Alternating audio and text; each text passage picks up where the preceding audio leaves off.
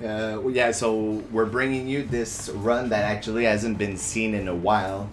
The last time it was seen, I think it was at JDQ 2018. And right now, though, it's quite late for me. That's why I have two friend commentator with me that are gonna talk most of the run. But if I see that they missed anything in it or they forget to mention something, I will talk. But otherwise, I will try to focus on the run to, well, bring you the best run possible. And because there was an incentive that was set to choose for the blue costume classic, that's the one we're gonna choose. So do I, can I start the timer at any time, I guess, whenever we're ready? Yeah? Yeah, whenever you're ready, you take it away. Alright, perfect. So we're just gonna skip that intro, and then as soon as we're on the chapter 1 screen, I'm gonna be starting that timer. And then my friend Jolly Legend here and Relatize will take it away. Relatize is more joining in terms of specific detail towards the run, so Jolly is gonna talk way more during the run. But yeah, that's about it, and they're gonna explain to you most of the mechanic that goes on in there.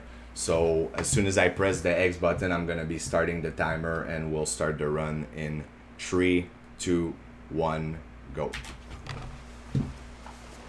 Alright, so welcome everyone to our run of Ninja Gaiden Black, quite possibly the best game of all time. So we start off in the scenic cliffside area, where a ninja friend of ours throws us scrolls and tips that we will ignore because, you know, we're speedrunners and that's what we do. We don't need tips. And here's the first encounter of the game. Ninjas jump out, we're like, we're gonna kill you. But yeah, we don't care. As speedrunners, we have fantastic movement skill, and we just get past no problem whatsoever. Same thing with these guys here. Alright, so right now, Rhett, you want to explain the one of the mechanic that's going to be coming back a lot in this game?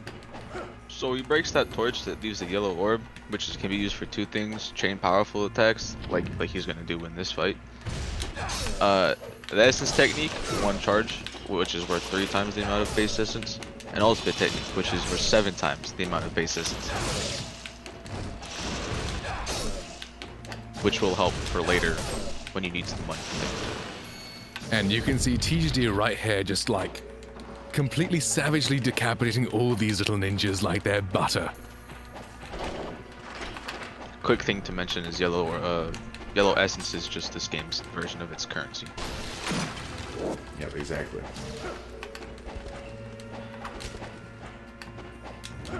So as you can see, we are running past quite a few enemies here. Some are force fights and some aren't.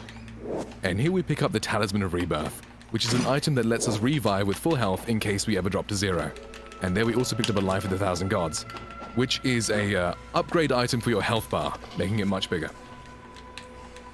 And here we inserted the fangs we picked up from that chest, which gives us the key.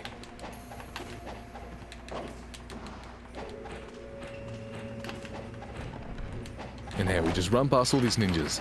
They want to try and kill us, but they really can't. They're not good enough. See, look at them, missing all their shurikens. Okay, so first off, we have the White Ninja Room, where we start off by breaking the torch to start an essence chain, where we chain ETs in between all these enemies, getting one at a time, just decapitating them with this strong, powerful move. As we discussed earlier, the essence technique, or as we like to call it, the ET, the single charge. Oh, we got a tough guy here. Yeah. And that's the White Ninja Room done. So here we are at the first boss of the game, Mirai. So the main strategy with this guy is we wait for him to roll at us, and then we go into this string here where we launch and then do an on-landing Y attack, which dashes straight through the enemy.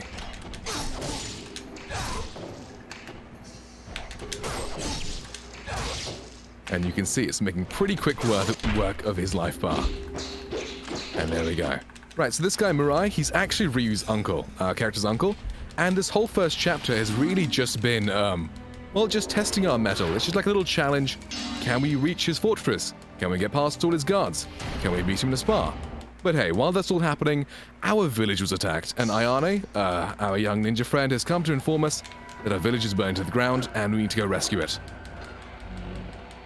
Rescue it or avenge it, because, well, we don't know what state it's going to be in at this point. So here, here's a good place to actually mention how important movement is in this speedrun. As you can see him running off walls, doing roll jumps, moving at really good speeds, and making sure he knows like the map and the geometry of this area really well. Because if you don't know it very well, you can very easily do some movements that just really can slow you down. Well, it's simple. Like every wall cling in this game, every time you cling on the wall, that takes off time. That adds up, you know, to the whole time loss in here. So movement is indeed very important in this game. So here we've just picked up the Art of the Fire Wheels, which is the first Nimpo, and quite a very nice Nimpo. So what this Nimpo does, Nimpo is like ninja magic, and you see the flame underneath our life bar? That's our Nimpo slots, how many Nimpos we can have. Right now we only have one. And here we pick up smoke bombs, but I'll go into detail later about them. So Fire Wheels casts an aura of fire around you. That basically, whenever you're attacking enemies, it does extra damage as like a sort of chip damage over time, which is really helpful in some sort of boss fights and such.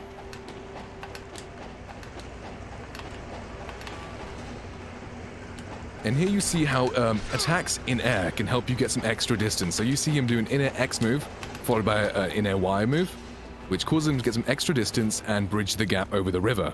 Say if he fell into the water, he would dive and then have to resurface, it would cost him quite a lot of time. And here we pick up the Lunar Staff, a weapon that we will use later. Right, so here's Ayane, our friend.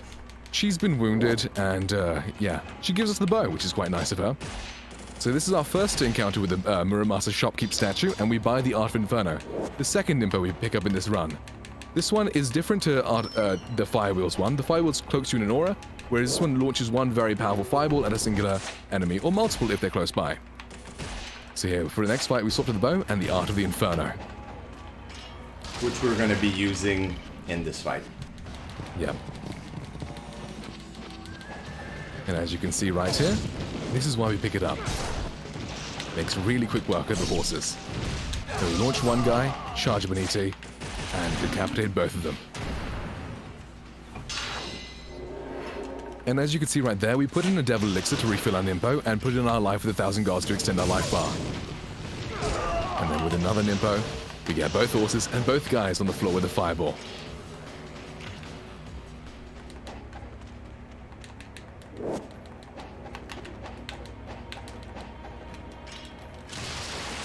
And here we have the second boss of our game, Masakado. He's like a horseman like before, but he's got more health and does a lot more damage and such. He's also got these little mages to back him up. So ideally you just ping him full of arrows and that would take him out pretty quickly, but sometimes he likes to block. So if he starts blocking, well, we kill a mage and then use the essence from the mage to do an ultimate technique or essence technique for a lot of damage on the boss. As he's just done here.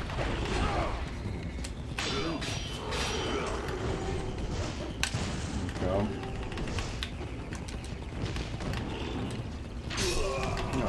And there we go, that's Masakado done for.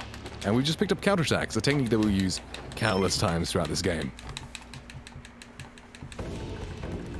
And hey, in this cutscene we're about to skip, a lot of stuff happens. We meet the guy who's burning our village to the ground. He's the Greater Fiend Doku. The Fiends are like this demon entity, and the Greater Fiend's like their leader. So Doku has come to take this like evil blade that's very powerful that we're like guarding. So he's taken it, killed all our people, and then he also kills us. But then we get revived by this falcon spirit. So here we are revived with a new outfit. Although not new outfit because we had a costume selected. But yeah, revived, ready for vengeance. The holy...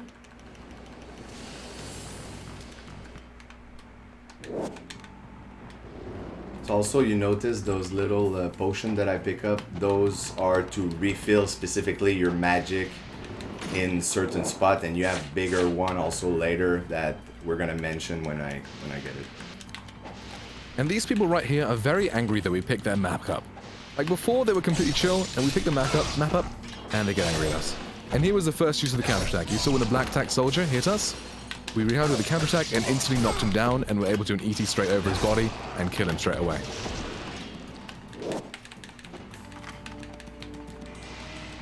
And as you can see, we actually left out an essence orb there. And we're going to use that to chain an ET straight to the next fight here. So what we're going to do is start off the fight with 2 wind runs. A wind run is like a sort of homing jump that you do by pressing X and A at the same time. And it homes towards enemies and lets you get the positioning right really well. And doing that let us kill enemies straight off the bat very, very quickly. And now we're going to do the exact same thing. Leave that Orbas, leave the Essence out, and carry it over to the next fight. And hey, you can see that cutscene, that little golden thing on the shelf? That's a golden scarab. There are 50 of them total in this game, and you can pick them up and exchange them to the shopkeep in exchange for different items. However, in a speedrun, we don't do that, as it costs us time.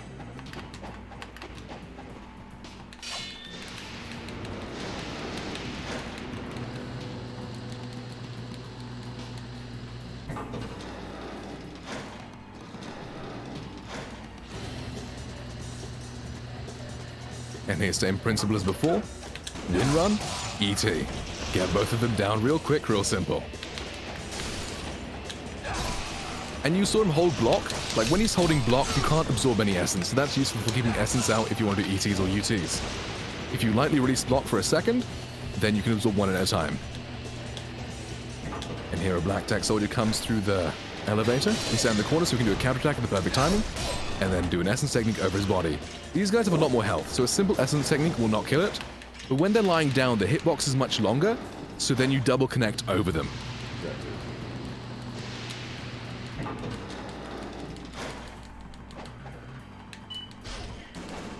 And right about now, we're going to put a save in, because you'll see why.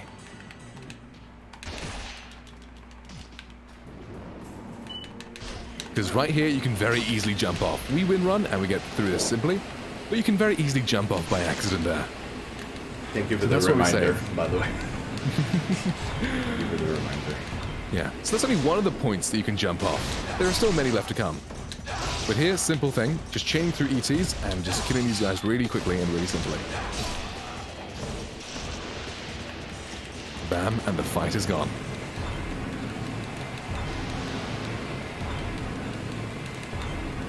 So here is a place I've seen many speedrunners like end their runs. Because these guys normally take 2 arrows to die, but sometimes they take 3. So you saw them die there in 2 hits. Sometimes they take 3, so the speedrunners will be like, yeah, we hit 2 arrows into both of them, but one of them took 3 instead, and they just jumped on the rope, got shot, and fell straight off. And that just ended the run, and it's just tragic when you see that. Another part, this guy here, he can grab you and then throw you off. And we just did what he would have done to us. We threw him off. And hey, we noticed a lot of locked doors on the airship, so what's best to do is break the engines. So that opens all the locks, of course. Because the backup power can run the ship, but it can't keep the doors locked, so there you go. Makes a lot of sense. Yeah, 100%.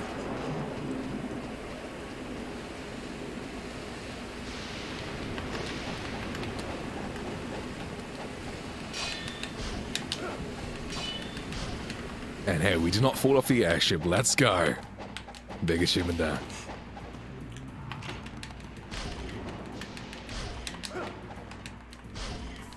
And now, since the power's down, the door at the very end is unlocked. So here we are swapping to the lunar stuff and the smoke bombs. So smoke bombs are like a projectile weapon that when you drop them, it creates like a cloud of smoke, which distracts enemies and makes them focus on that and instead of you. So it's really useful for getting around enemies quickly or attacking them from the side and surprising them. And we also use the lunar stuff on this next boss as it's very effective. It's got some combos that really do a lot of damage to this next boss.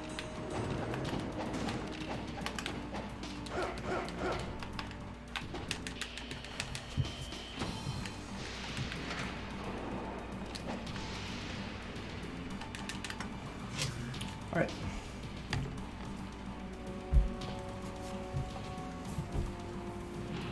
So now for the third boss of this game, we have Dynamo. The king of dad bods, as you can see. So we start the fight off by dropping a smoke bomb and then lighting firewheels up, and then doing this combo over and over. See, as we're dropping smoke bombs, we're slightly confusing him so he doesn't aim exactly at us. So with the chip damage of firewheels, and the combo with the bow staff, and the smoke bombs to confuse the enemy, we do this very well. We got shot once, but hey, no worries, died really quickly. One thing that can happen, and is a real pain, is this guy, he can launch like a sort of force field that for 10 seconds you just cannot hit him whatsoever. And it's really lucky that we didn't get him that time. Yeah, quite nice. Nice pattern. Oh and yeah, the airship, it crashed. But like as a ninja, we jumped off at the very last moment and survived perfectly fine. So as you can see, there's smoke bomb to distract these enemies and we can just casually walk past. Or in that case, roll pass. Roll past, exactly. Quick thing to mention about the smoke bombs is that if they have any blocking attributes to them, it just completely gets rid of it. Yeah, that's true. Okay, so we keep the Lunar out instead of switching back to the Dragon Sword because of one really cool aspect. This weapon lets you knock enemies into the wall, or knock them back. And whenever you knock them into the wall, it does a lot of damage and can very quickly kill them, as you saw right there. And here, just another ET, just to take that guy down. The fight was done nice and quickly and simply. Hey, that's another cool feature of this game. You can jump off enemies' heads to distract them and, like, confuse them. It's pretty cool.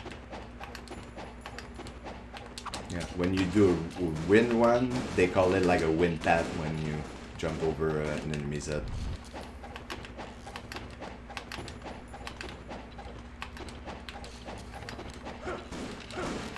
So the top of the staircase will be introduced to what, when I first played this game, haunted me. These black spider ninjas. But hey, as speedrunners, we just skip past them. They're not a big deal for us. First, right there, he picked up the Spirit of the Devils, which just allows him to increase his Nimpo gauge, giving him one more, getting 2 throughout the run, which is just one of 3 jewels you can pick up that increases your, I guess, abilities. One isn't used throughout the run because it would just waste too much time. The lives of the gods, where he's used the lives of 1,000 gods, which increases his health instantly, rather than needing multiple to do so. And as you can see there, we just knocked the enemies into the wall, jumped away, light up Inferno, and that fight was done lickety-split. And usually there's like a slower version of that strategy, but because I had enough essence, I could do that fight like this instead of doing it the other way. It's kind of cool. And here we are picking up a Great Devil Elixir, which fully refills our Nimbo.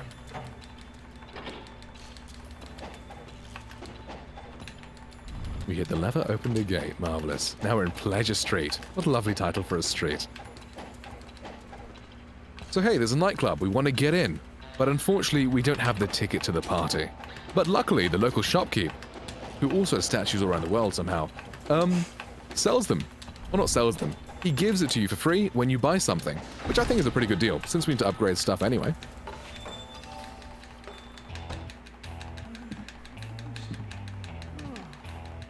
Here he is, Muramasa, a kind old man. And here we go, upgrading the Dragon Sword to level 2, which lets us unlock many more moves that are very useful, and also does way more damage than level 1.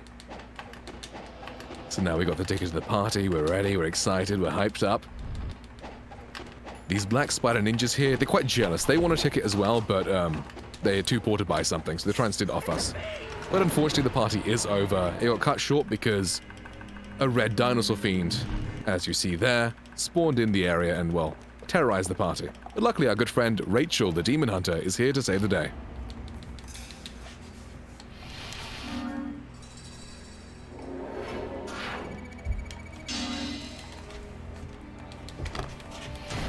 Bad habit of splitting up, being ready to split up.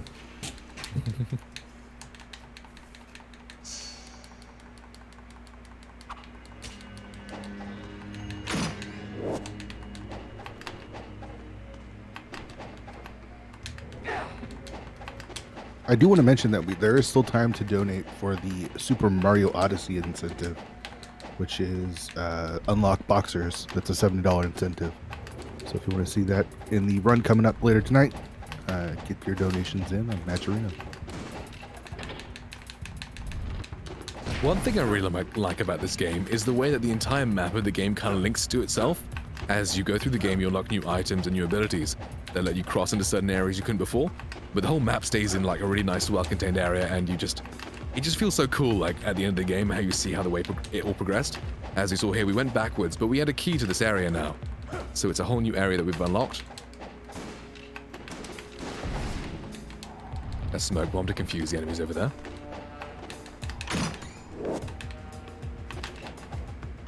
And upcoming here is a pretty cool skip that's quite hard to pull off, but yeah. So we drop a smoke bomb to confuse these 3 ninjas there, because if the ninjas are in this like tunnel, you can't open this gate or pull the lever. Let's see. But if we manage to confuse them and pull the lever, that saves us about 6 seconds. Unfortunately, it didn't happen, but what we can do is if we walk over the line and jump back, they despawn. But if you do it quick enough, they don't have a chance to respawn, so then you can activate the lever without them being there.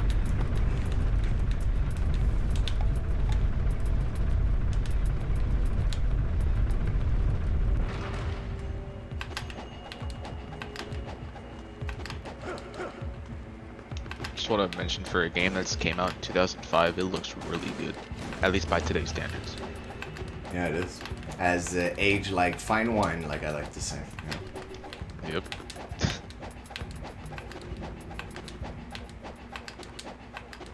So there's 2 really quick ways of moving around the map. The main thing we do is roll jumping. It's where you roll and then jump in like a certain rhythm that lets you move really quickly, as you can see here.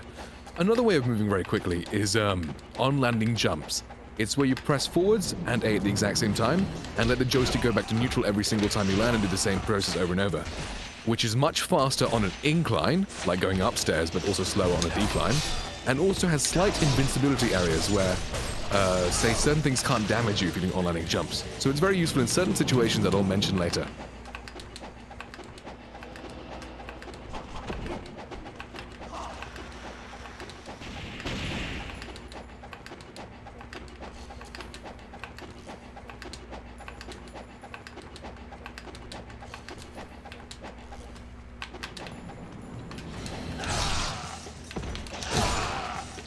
That's my personal favorite move in the game, the Flying Swallow. It's like a jump dash towards enemies. It's really cool. I like it. And here we have some more red Dino Fiends that we saw in that cutscene. But hey, they're pretty tricky on the first playthrough, but with the power of Inferno and some combos, we can make mincemeat out of these guys.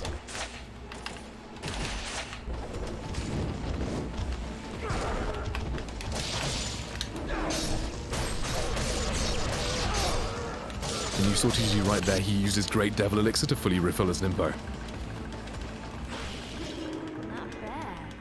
And there's Rachel saying, not bad, pretty decent. But then she gets swallowed by this big tentacle monster, so we have to go try and save her.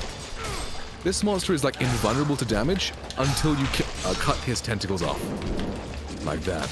And then once his tentacles are off, he's ready to do massive damage upon. So we use fire wheels, anti-UTs, and launch attacks to do lots and lots of damage real quick, as you can see there by his health bar. And we try to charge an ET right there because it does a lot of damage to the tentacles and can make it so that they get knocked off much quicker. And there we go. That's the boss done, and we've rescued Rachel from the clutches of this monster.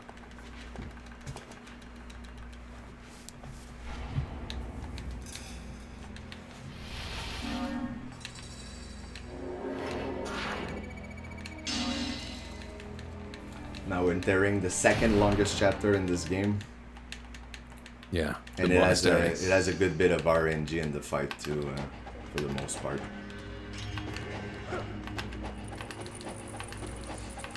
There are 4 kind of really big chapters in this game. Chapter 6, Chapter 10, Chapter 12, and Chapter 15. Those are like the big boys, the big chapters. But are kind of like 2 chapters in one in terms of length, honestly. Yeah. And they're also kind of the most fun at times, because they've got so much content in them. Especially Chapter 11. Ah yes, who can forget Chapter 11? You guys are a real treat for Chapter 11. And now we're about to enter the archive room, where we will encounter another enemy for the first time. Here we have Monk Fiends. Monk Fiends are, well, just delightful. Because they're flying, they got long sides, long reach, they can do magic, they can teleport, but hey, we light up fire wheels and it cooks them. It just melts through them. And then using the essence from them, we can charge some ETs and UTs and just get through these little imps real quick, real nice, real smooth.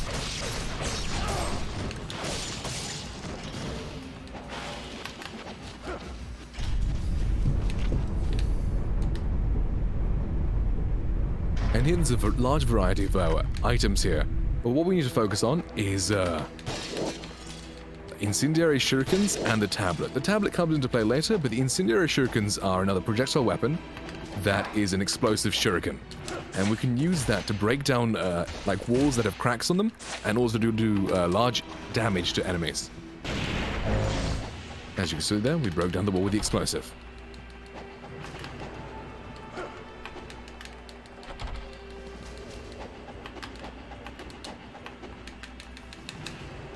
And hey, like a true ninja, we memorize these codes off by heart. So we're breaking into a monk's safe to steal his book. Ninja work. And then the monks get mad at you and attack you. As you can see there, we did a flip off a wall and then launched 2 Incendiary Shurikens. That's a cool technique, is when you flip off a wall, you launch 2 instead of 1.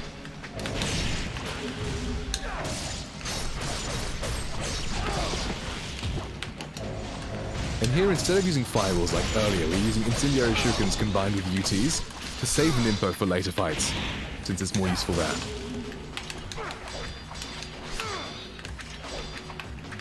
These little brown imps can be very, very agile in dodging your attacks. Let's see right there. Once you catch them... There you go, I got it.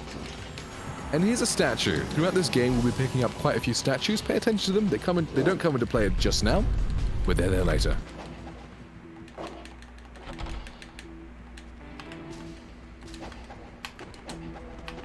Actually, good question. Does this connect to the NES titles? Someone in chat just asked. That's a good question. I wouldn't be able to answer that, to be fair. Yeah. Because I've not played the NES in forever, and that's a blur for me. Talk about the Yeah. Eons? Or what? And here's the No, I Corridor think of Doom. about the game in A general. nice little ode to the Temple of Doom Indiana Jones movie. So here is where on-landing jumps really come into play. Like I said, you have a slight bit of invulnerability, is right here. As you can see, these spikes are here. You can just do on-landing jumps through them and completely avoid the damage and get through them really, really quickly. Normally you'd run across walls or walk around and that sort of stuff, and that takes a lot longer than just doing the on-landing jump, which is a very quick way of moving around. Almost as fast as roll jumping, if not faster. I'm not too sure, but it's very, very close.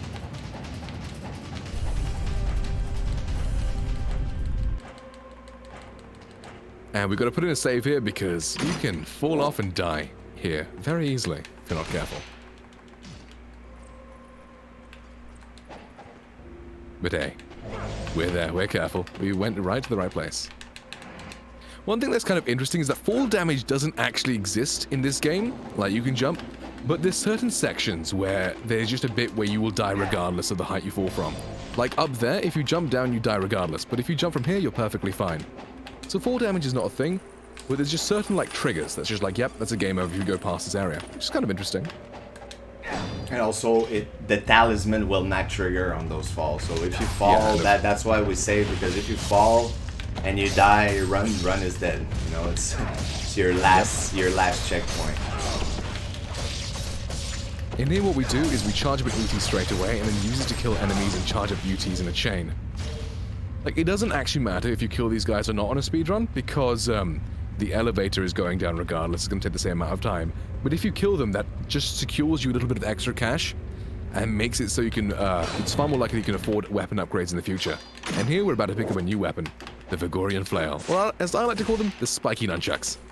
So the flail is very useful in these upcoming fights we have here. So first off, we enter the ritual room, full of Cyclops wasps. It's got the Holy Grail right there. And we need that. So what we just do, light up Inferno and cook these boys. Sometimes some of them can like avoid the Inferno. Just throw some incendiaries at them and they'll blow up. And hey, their blood filled the cup and all these zombies reawakened.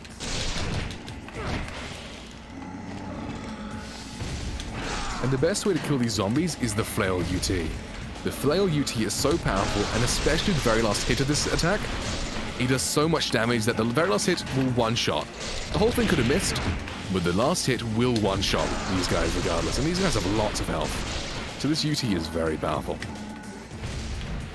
And the best way, just chain. If you kill 2 at a time, you can use both of the essences to chain another UT, and hey, It's a nice quick way of getting through these guys.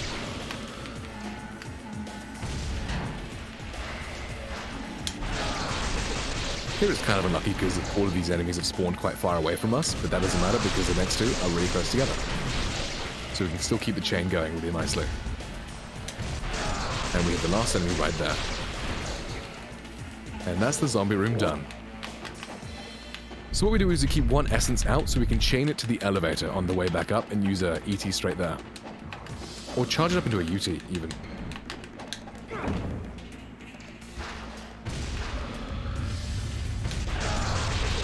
And with this UT, so UTs give you 7 times the money. ETs give you 3 times the money, so UT is double charge, ET is single charge. And here, at exactly 112 seconds on the timer, as you can see there, we launch Inferno, because the zombie will come and hit the switch and cause the elevator to stop. So if you hit Inferno exactly then the zombie dies during the cutscene and you lose almost no time. Whereas, if you don't kill the zombie during the cutscene, you have to kill it afterwards. It costs you time, and you have to wait for the switch to come back up, and all that sort of stuff. It takes you way longer. So that's a nice way of saving quite a bit of time. And coming up is quite a daunting area. Quite possibly one of the hardest platforming sections in this game. Also, yeah, these bats, they can drain your health very quickly. Bats, they die in one hit, they're so easy. No, think again, they're very tricky. But I like to call this area the Archer Climb, because it's a platforming section they can very, very easily fall off of, and there are archers that'll shoot you, and if they shoot you, you get knocked off. So let's see how it goes. And there we go. Marvelous, we did it. Solid. Believe me when I say you can very easily fall down from there. It is very easy. Can confirm. And here there's just a bunch of bats. We've got to kill them because otherwise they'll kill us. And we don't want to lose our talisman here. Also, they drop health, which is quite nice.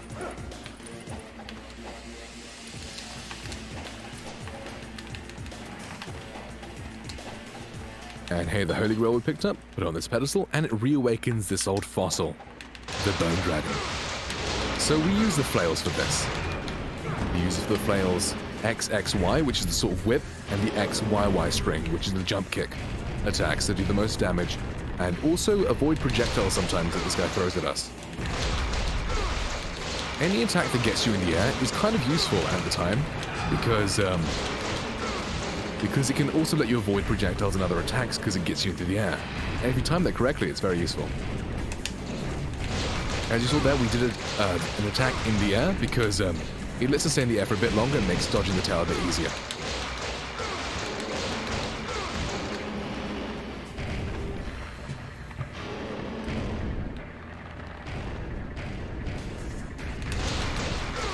And there we're down to this guy's last limb. He's about to fall over. All his legs and arms are about to be broken. And there we go. That guy's done. So now he breaks apart, he falls down and basically breaks through the floor and opens up a new area for us to explore. And that's the second longest chapter in this game. Done.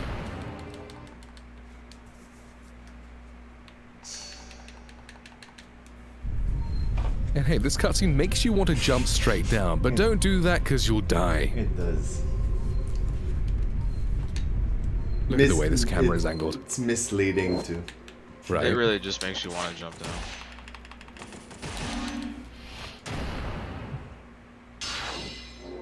But hey, it gave us a life upgrade, which is pretty nice.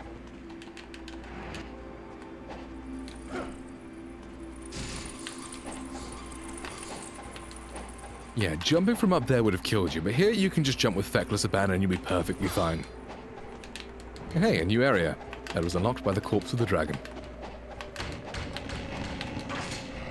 And here is where we get a level 3 Dragon Sword, which unlocks the best move in the game, the Gleaming Blade. You'll see it in a minute just now. It is so good. So the blue room. And here we'll see the Gleaming Blade. That's the Gleaming Blade. Look at that. So originally you would hit an arrow into a switch and cause like a mystical bridge to appear. You climb across, avoiding spikes. But as a speedrunner, we do this and get up straight away.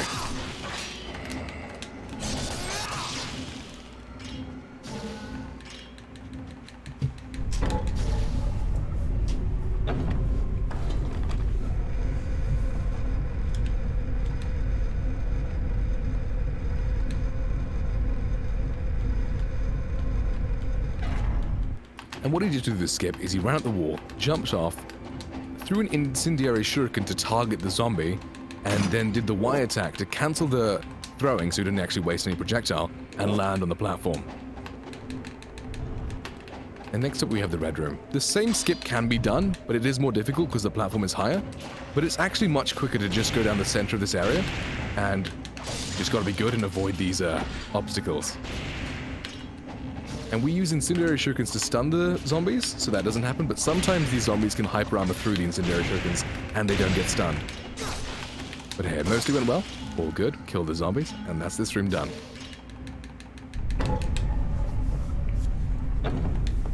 Yeah, the worst is when they shoot you down the platform. Then you have to do the same skip that I did in the blue room, except it's much harder because the platform is a little bit higher to reach. So it's annoying.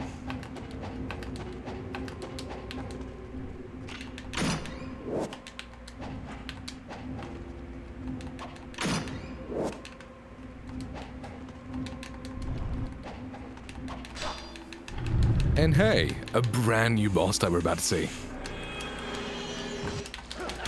I actually lied, it's the same boss as earlier. Although Rachel's not inside this time, so that's pretty cool. But same thing as before, but now we have the Gleaming Blade.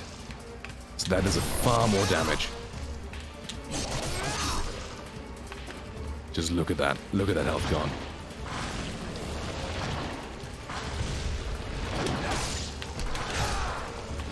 Correctly same method as before, charging ET into Flying Swallows, and bam, he's done.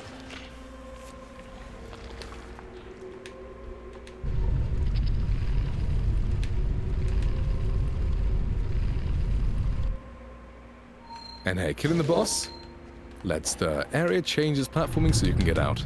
How kind of it.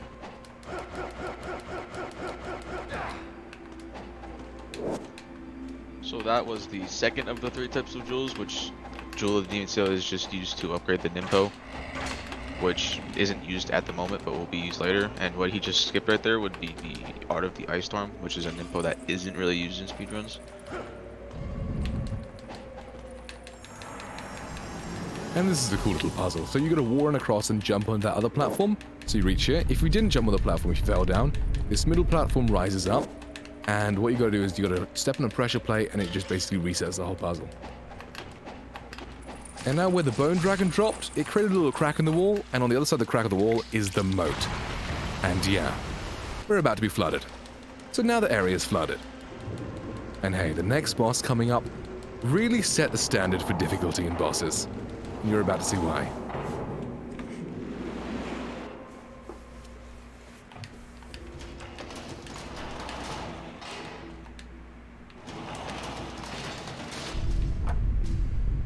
Hey, first off, we just got 3 Black Spider Ninjas that will use wall attacks, launcher strings, Gleaming Blades, just to kill real quick. These guys are pretty agile. They threw explosive shurikens, which can, if they stick you, stun you pretty badly. And does quite a bit of damage, but there we go, they're dead. Nice and simple. And now, time for Alma. Remember Rachel earlier, the demon hunter? This is her sister. I'm sure you can see the family resemblance in them too. There you can see it. One's a fiend and one's not though. So what we try to do as our strategy, we knock them down, launch her, and then launch Inferno, which then knocks her down most times. Sometimes she dodges, but most times it knocks her down. And then we continuously loop her with that until she's dead. Then we refill our Nympho and then put in our life upgrade. Because you really want to optimize your menu time. Spend as little time as possible in the menu. So like do all of the stuff you can do at once. So we swapped to the bow there for the next chapter, which is with the bows is very useful for them. So menu usage is very vital to like optimize properly. Because you can spend a lot of time in there when you don't need to. And their Alma gets mad at us, blows up her head, and also blows up this monastery, which is kind of an act of terrorism. And the military is called. Although the military doesn't blame her, the fiend, it blames us, the ninja. So we get the military set on us, which is kind of unfortunate, and we have to deal with them for the next 2 chapters.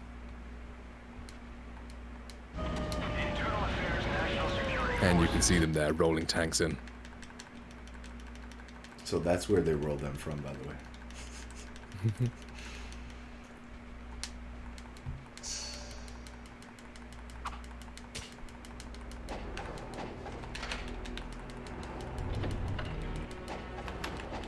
Right, so this fight here, positioning and timing is very important. You need to make sure to kill all three of these guys at the exact same time, because if they stagger the kills, the next wave of enemies don't spawn in quick enough for you to do this move here, the Gleaming Blade, and kill them all at the same time.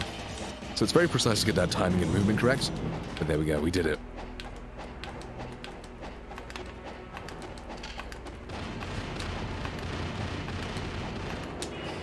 Hey, bullets are fast, Ryu is faster.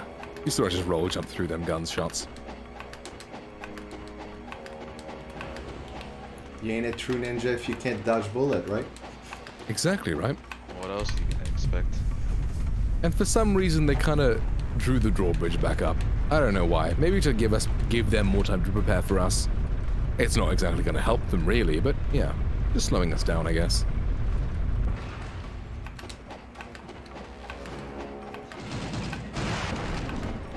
They brought in tanks to this area because this is a tight area. There's no way in or out, so they must have airdropped them in. But yeah, all that effort, and we just ran past them.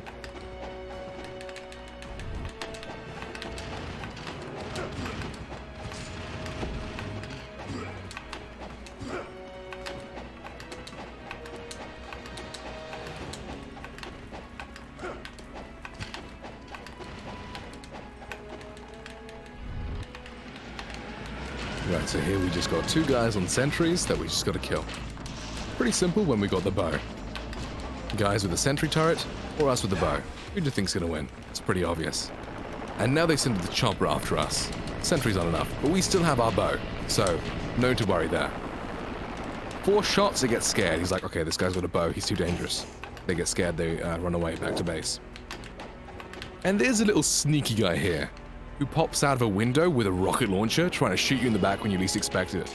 But as a true ninja, we can always foresee what happens and shoot him right now as soon as he pops out. Now there he is. And there he isn't anymore. We swapped to smoke bombs here for the final time in this run, for some pretty interesting uses as I'll show later.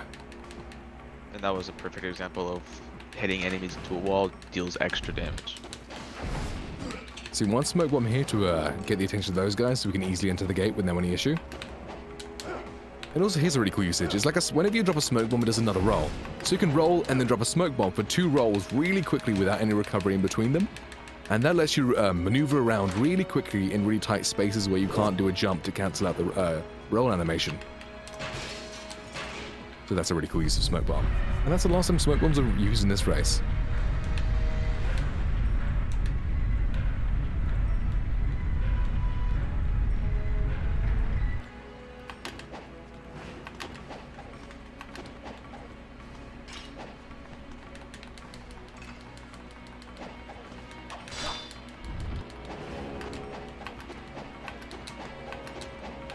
And hey, they ran away from us, so we're running to them. We're gonna breach their military base.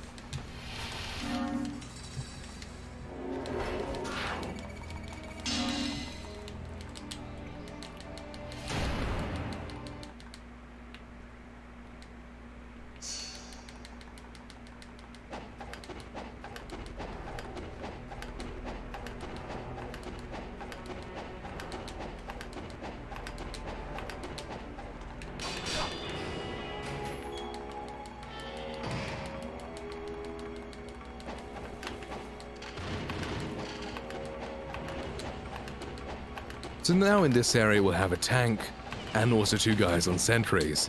We want to enter the warehouse on the right, but it's locked. And one of these 2 guys has the key.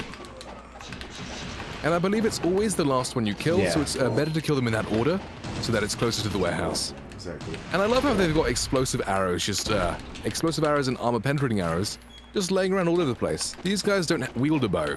We do though, so we can make use of these arrows.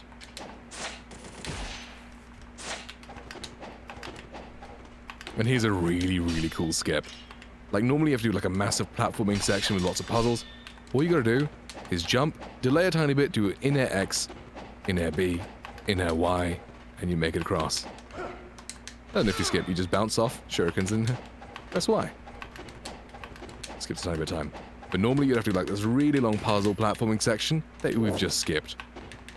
And also when you do that, like these little helicopter drones spawn out and they start shooting lasers at you, and that's annoying. And hey, this is where the game becomes a first-person shooter for a tiny bit. The developers were like, yeah, that's enough like third-person hack and slash, time to be an FPS for a bit. But of course, you've just got a bow and arrow. And now we have explosive arrows, which just one-shots these soldiers.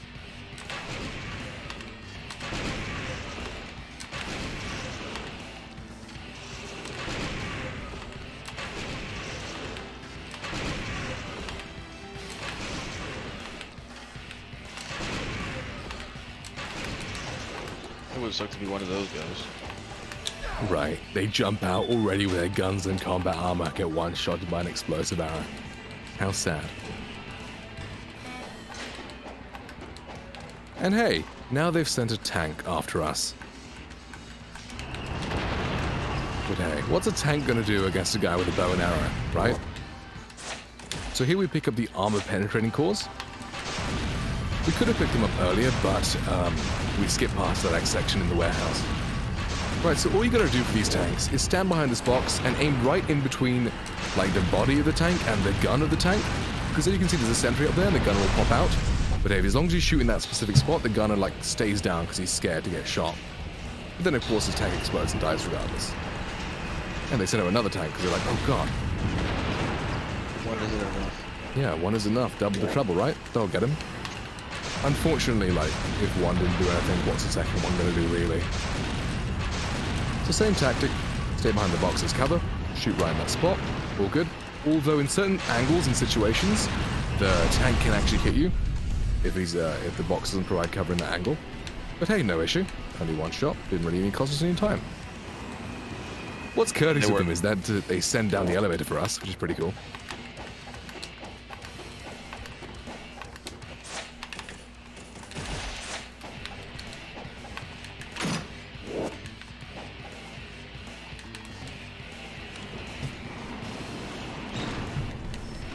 And now the army's like, okay, fine, he took out 2 tanks, but surely he can't take down what's coming next, right? Here's a cool little strat he does, is that on the stairs, since it's an incline, you can basically use the stairs as cover, so the guys with the rocket launchers can't shoot you. Like when I play this game, I always run towards them and just get shot a bunch, because I want to kill them with my sword, but hey, now they throw the chopper at us. And the chopper this time has missiles and bullets. Bullets don't stagger you. Ryu, being a true ninja, just takes bullets and doesn't care. And still shoots his bow. Missiles, however, they will stagger you. And hey, it seems like we're getting the perfect pattern. The ideal pattern is when it goes under the bridge, because when it goes under the bridge, all it does for the next few seconds is just slowly rise up and doesn't do anything. Sometimes it'll circle around the whole area you're standing on and continuously shoot missiles at you, and that's kind of sucks to get on a speedrun because it costs you so much more time. Because you both have to be really good at aiming and also be good at dodging the missiles.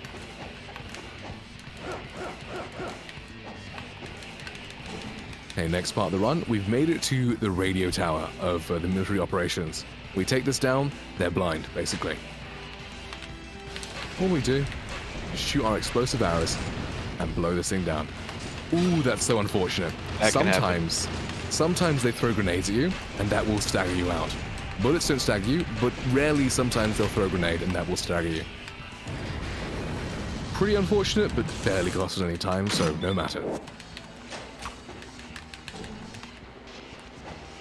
Hey, here are the helicopter drones I was talking about earlier. Very annoying enemies.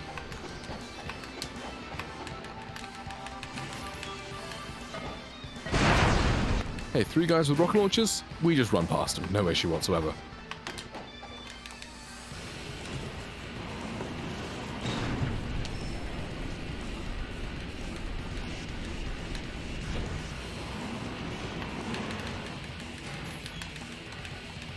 Whoops, it seemed like we forgot something, so we've got to go back up now. Is what it may seem like, but it's kind of interesting. You've got to trigger that fight to come back up, and then you trigger another fight in this room, and then one of the enemies will drop the control room key that lets you progress throughout this chapter. That's Inferno. Take care of all of them. And there's the key. Very nice.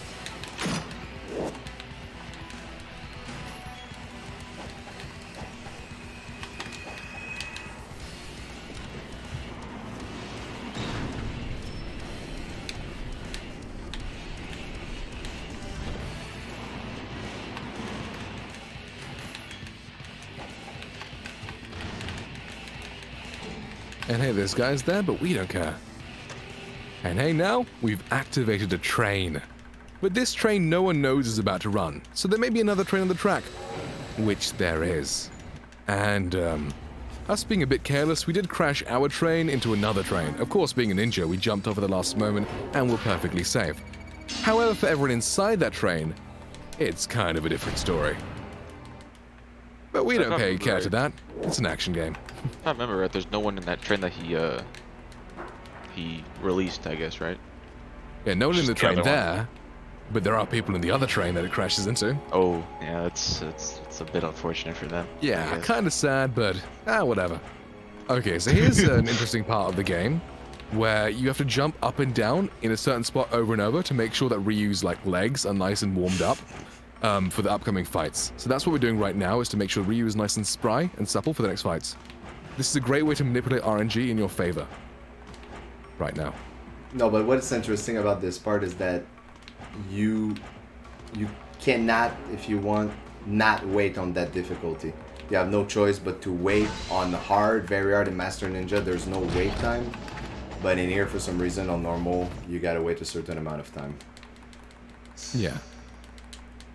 You just gotta wait about 40 seconds there for the enemy to spawn in and open the little grate. But hey, we're in the aqueduct now. So this is like the second long chapter of the game. So this area is basically like kind of like a maze in a way, not built like a maze, but in the way of exploration style. Is like this whole chapter is like you pick up an item, then you go place the item somewhere, and it unlocks another area, where then you pick up another item, place it somewhere else, unlocks another area, and then you fight bosses and enemies along the way. In this chapter, actually, it's actually pretty cool that the only enemies you do kill are the bosses itself. Because there are a couple chapters like that. This one and chapter 12, I believe, are the ones where the only enemies you kill are the bosses. Which I find really fascinating on a speedrun. That all enemies are optional, except for the bosses. Yep. So you saw there we picked up a key, which lets us open a door here, and that leads us to the first boss of this chapter. A giant electrified worm. So the strat here is dodge its projectile. Sometimes it only shoots one projectile to start off, sometimes it'll shoot more. But you dodge a projectile, charge up an ET, then follow up with a Gleaming Blade, and it just melts through his life bar. And if you're lucky, like we are, he doesn't do his projectiles too often. You only do the projectile once, and that's like the best you can get. Sometimes he takes a break and does his projectile, and all you can do is dodge. And then we pick up Inazuma. Inazuma is basically just... Inazuma is basically just an area of effect magic that can clear rooms of weaker enemies, but will just deal a lot of damage to stronger enemies. And basically is used for the rest of the run. It is like personally my favorite Nimpo because like it just clears rooms of like the weaker enemies. And even the stronger enemies, you do it twice, it just kills them too. So it's really good at just clearing a lot of enemies in like a small area of time. Area of time? Area of effect? Well, a small amount of Words. time with a big area of effect, I guess. Yeah, small amount of time, There you big go. area effect. Exactly, there we go. So And I here we guess you could placed say- the red tablet on this thing and we've drained the water out of this room. I guess you And could yes, say we this also is- picked up the Spirit of the Devils. The Spirit of the Devils is another Nimpo upgrade. It lets you have another Nimpo slot. You can pick up 4 total in this game, but in speedrun's sake, we only have time to pick up 2. That lets us have 3 total throughout this game. And as you can see, this is the room we just drained, and we can pick up the statue and place it somewhere else, progress throughout the level more. I guess you could say this is the water section of the game, because there's a lot of water in this section. Yeah. I love the word aqueduct. It's so much fancier than sewer, right? Yeah. An aqueduct is like water a Roman sewer, right? I think so. I think, yeah. If it's not anyway, people are gonna let you know, right? Wink. Yeah, exactly.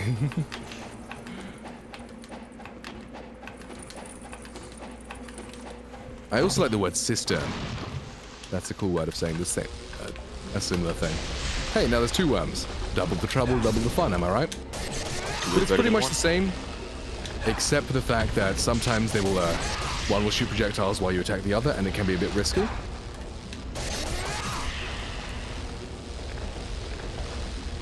But otherwise, it's pretty much the same strat. Just got to pay attention for the other guy in case he tosses a projectile. But otherwise, all good.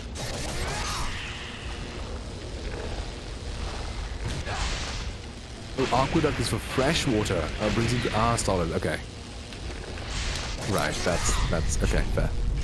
That's why I didn't say anything, because I was like, if Yeah. it's wrong, and I acknowledge that, people are gonna crucify me for this. Oh well, no worries. I mean, you learn something good. new, right? No? You Exactly, learn, right? You learn something new every time, so. Hey, here's a little cool, like, little platforming skip you can do. Just wall run into another wall, and it's pretty cool. It lets you scale up and avoid, like, a massive platforming section. Well, not massive, maybe about 5 seconds, but still. It's pretty It cool. also saves you from the enemies that spawn there. Yep. Yeah, that too.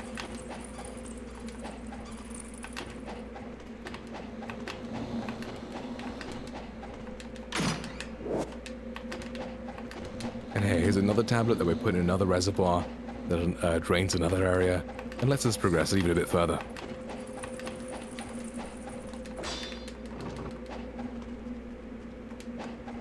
See, that's what I thought an aqueduct was.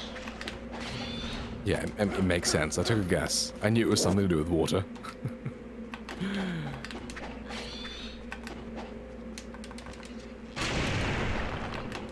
And here we use the explosive arrows that we had from the previous chapter to break down that wall. Like on that wall we could have used a heavy weapon or an explosive projectile weapon, like the Incendiary Shurikens we used earlier, or the explosive arrows we have here. But since we have it equipped from the previous chapter, use it. Saves the menu.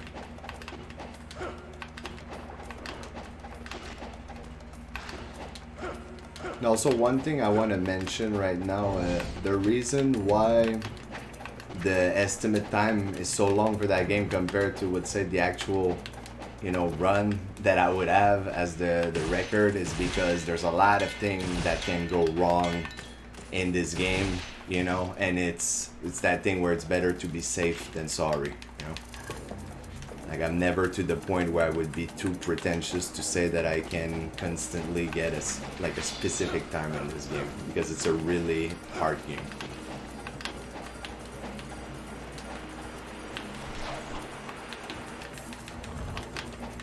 And there you saw him upgrade the Luna to level 3, which is what we're going to use for quite a few of the upcoming boss fights.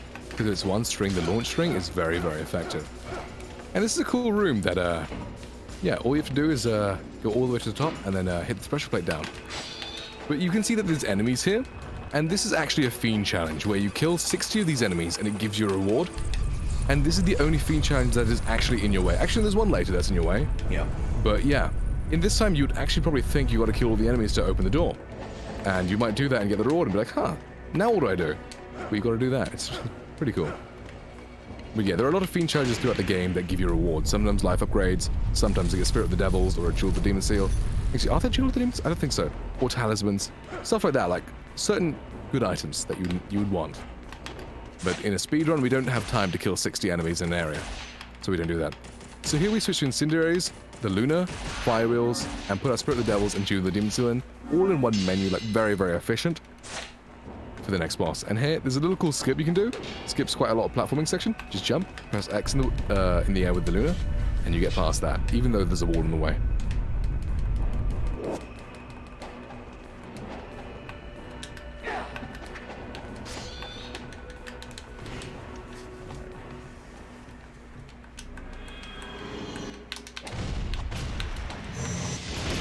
So here we use Incendiary Shurikens to get some quick damage off.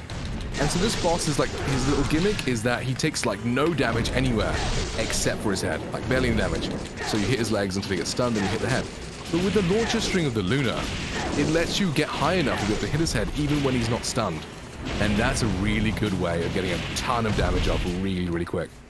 And the Incendiary Shurikens, the explosions, do a nice solid damage on top of that and kill him lickety-split. Time for the best chapter of the game. Ah yes, the most phenomenal, wonderful chapter we've ever seen. So action-packed, so interesting, so much detail in this chapter. The Path of Zarkan. Which this whole chapter is actually just swimming. I did lie.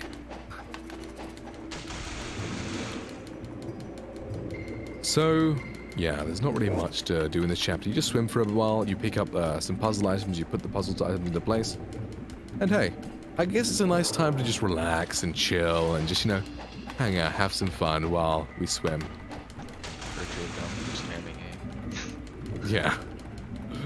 Yeah, the thing is though that I can say about this chapter, as much as, you know, the swimming can seem quite like, you know, repetitive and boring, is that you actually need to do a good swim, you know, for this chapter to be good. So it's kind of important to cut like corner properly and all. And the swimming in this game, as much as it's my favorite game and I say it's the best game ever, I can't really defend, you know, the mechanic of swimming in this game. It can be a little stiff sometimes, which makes it a lot harder to maneuver than one would think.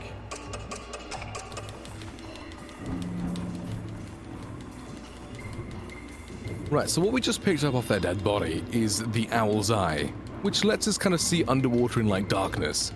Most people would use swimming goggles, but as a ninja, we pick up an Owl's Eye, because that's what we need. I always wonder how he uses it. You can see it in the top right of the screen. Does he like use it like a flashlight or like a monocle or something? I wonder. Good question.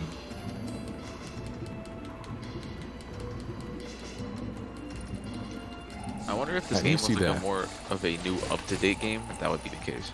Like if he was like actually holding something. Right? Yeah, that'd be cool.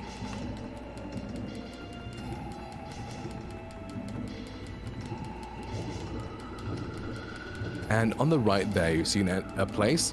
In that place, you would pick up the oxygen tank, which lets you breathe underwater like completely indefinitely. However, it costs us quite a lot of time, and as speedrunners, we're just too good for that, right? So what we do is we just let Ryu run out of oxygen, and he'll slowly drown over time. However, we have stockpiled health potions just for this particular instance, so as he's drowning, we just constantly fuel him with health, and he'll be fine. So we picked up the gold medallion earlier, and we just picked up the silver medallion there. We put them at this altar, it opens a new door, rest of the area. Maybe Ryu talks to the Owl's Eye. I don't know, just theories. Right. As you can see there, our oxygen ran out, and our health is draining pretty fast as we're drowning. But hey, that doesn't matter. One breath of air, and everything's fine. And our oxygen is fully replenished. True ninja right there. If only I worked like that in real true life. ninja. You could just breathe for like less than a second, then boom, you have Exactly. full oxygen. Exactly. That's exactly how you undo drowning. You drown, and then you imbue more liquids to reverse the drowning. Don't drink too much, because that can hurt you. Yeah. And here we're gonna Drink put responsibly. we're gonna put a save. Yeah. We're going to put a save here because we're about to approach the dive of death. Because the game expects you to have the oxygen tank, there's quite a long underwater section where there's nowhere to breathe. Like there's no section to surface. So that's why we call it the dive of death in speedruns, because yeah, you got to hold your breath for a long, long time and be very, very efficient with your health item usage. Because you got to drain his health all the way down to where there's only barely a few pixels left, and then pop a health potion. Because otherwise you'll run out. So it's a really, really sort of tricky spot. You've got to be very, very precise with your health potion usage. And, well, if you don't get it, then you die. And when you drown, a talisman can't save you. So that's rather unfortunate. Exactly, like And there we're here again. falling, you know, and all that stuff, and drowning. You cannot use the talisman. So, yeah. Exactly. So we're here again, where the bone dragon was. Remember where it flooded earlier? That's where the flood came from. The place we were just in, which is kind of cool. The way it all ties together like that. And drowning is just one of the two circumstances where a talisman, you're out of luck. Yep. If it happens. And that's why I saved there, You because fall off my a place last you're not supposed to? my last save was on chapter 6. So Yeah, imagine having to return to chapter 6. That's like a half an hour lost right there. yeah. That's why we're not risking it. Like, I'm gonna pay attention, but you know, sometimes anything can happen. Yep. And here's where the death part of Dive of Death comes from. When our oxygen runs out, it's quite a long period of time where you have no place to breathe.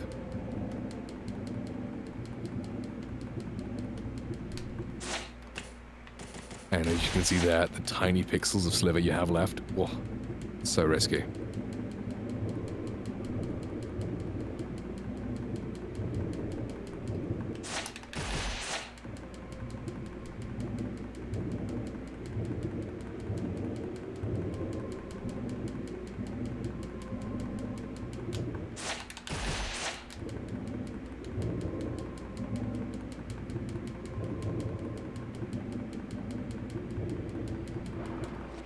And there we go, that's the Dive of Death done for. Lovely. And now remember in Chapter 2, when our village burnt down and got destroyed? We're about to face the guy who did it, Doku, Lord of the Greater Fiends. We're here to bonk him on the head with our Lunar Staff. As you can see there. You can see the might of our Lunar Staff and our launcher string, as it just completely confuses him. He just forgets how to block, basically. Sometimes he blocks a lot, but hey, it's all good this time.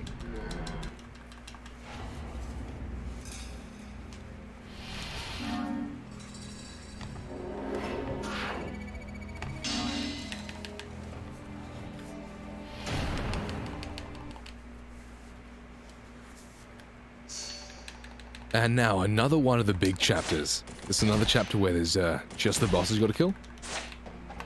So hey, in this stadium, there's a big puzzle where you pull levers and move these little platforms around, and it takes quite a lot of time to get around through this area.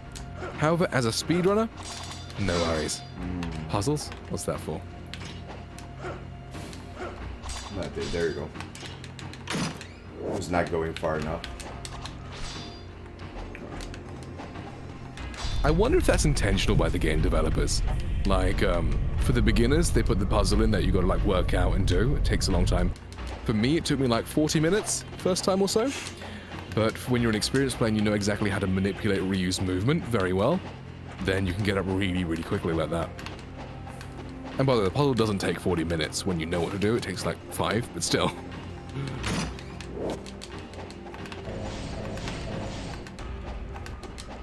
Hey, this area is actually another Fiend challenge. You kill those guys 3 at a time, get to 60. But hey, it takes a while. It's not worth the life upgrade it gives you. At least in a speedrun. In a casual playthrough, go for it. Get all the life upgrades. You can get such a big life bar in this game. It's really fun. And since it's a ninja, you can run on water like it's nothing. Oh yeah, exactly. Physics? What is that to a ninja? And yeah, once we upgrade to the Lunar to level 3, it becomes kind of like a heavy weapon in the way that it can break through a door or a cracked wall. And we've entered the ice cavern. Nice and frosty and cool. It's the perfect time for Ryu to pick something sleeveless to wear, of course.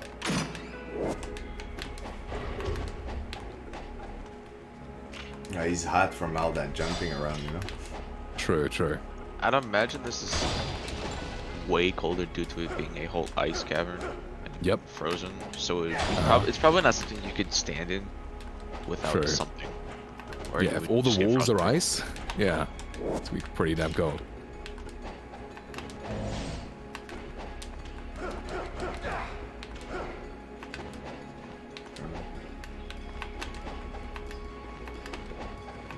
Here's actually a really cool skip that requires very, very precise joystick manipulation, as you can see here. Yep. Very, very precise joystick manipulation and timing of your jumps. And you can do a really cool little jump there. And it's really cool. And hey, there's another tablet there. We picked up one earlier. Here's another one right here. But they come into play later. And here, we're in the magma cavern. Perfect time to actually wear sleeveless outfit. Now he's probably feeling really hot because the rest of him is like covered.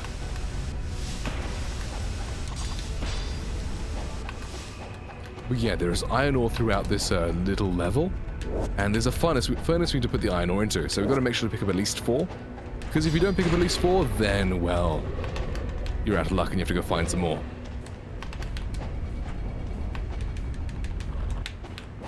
Here's another little cool skip. You roll into the ledge, run across, do some shurikens in the air, and then Y down, and then you can fill the furnace full. Like normally you do a little platforming section that takes at least 20 or 30 seconds. Just do that skip through it real quick. Very nice. I find it really cool how they've designed this, because it feels like this is like a sort of ancient area, right? They don't have any technology. So they've made the forge so that the hot place is where you heat everything up, and then it just drains into the cold area and cools it off straight away. It's also kind of interesting how such a hot area and such a cold area can coexist right next to each other, but hey, don't question it. I guess that wall is just thick enough, I guess. Exactly, just a thick wall with a hole to put your smelted iron through. Smelted, is that a word? Smelted iron through. Smelted, yeah. Yeah. There we go, that's the cog of Vigor that we just smelted. And here we have another boss that we fight with the Luna's launch string. Jotunfrau. He's a nice little, he's a nice big, Yeti guy. He's a bit slow to start up, but that's perfect for us. And here you can see the effectiveness of the Luna's like launcher string.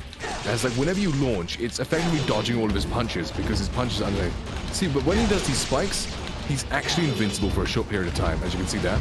So what you want to do is like kind of dodge them and then position yourself in a way to hit him afterwards. And see, that went pretty well.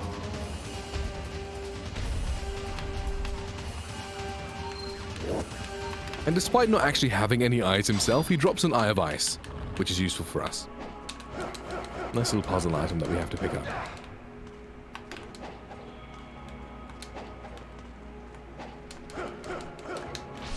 And hey, there's that skip again. 2 for 2, that's good.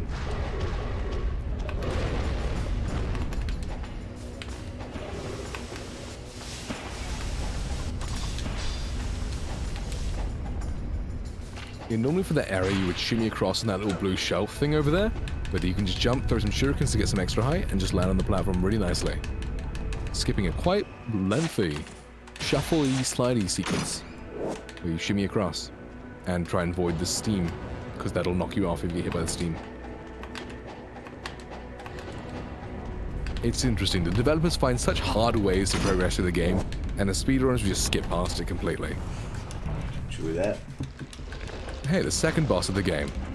It's like the worm from before, but this time it's on fire. Or it is fire. The only real difference is that instead of shooting an electrified ball, it shoots a ring of fire. Other than that, the strategy is pretty much the same. ET into Gleaming Blade. And there we go, nice worm RNG right there. Not too many fire rings. And hey, he drops an Eye of Flame, even though he doesn't have an eye either. I guess that's where the eyes went. The eyes could be inside the mouth, you never know. I guess to be fair, their mouths are open quite a lot. Both the Jotunfrau and the fireworm. Debunked.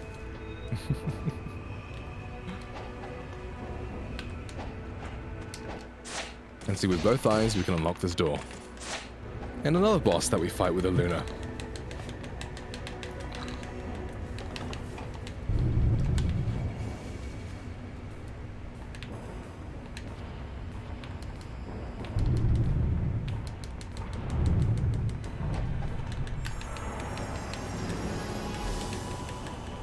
And another statue that we just picked up. And then this massive dragon rises from the lava. But as you can see, the lava is only about waist height or knee height. I don't know how the entire dragon fit inside there. Maybe it was an egg and it just hatched as soon as we picked up the statue. Maybe that's what happened. It was a very quick growth. But there you go. He's gone. Sad.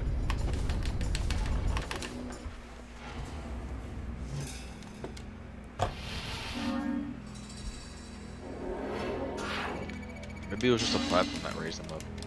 Oh yeah, maybe. Maybe there's like a little staging area underneath. The platform raises the dragon up. It's like a whole theater production kind of thing. Could be. Been there all his life, you know, waiting for that moment. Exactly. His whole purpose was just to guard that statue. And he's like, oh, finally! Finally, my purpose is here. And then he dies.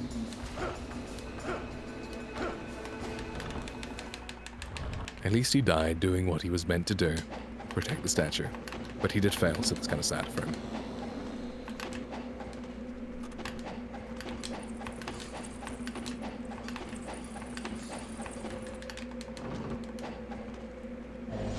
And here we're back here, underneath the aqueduct.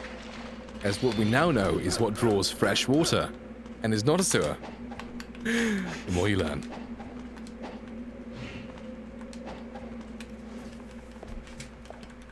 Where is real?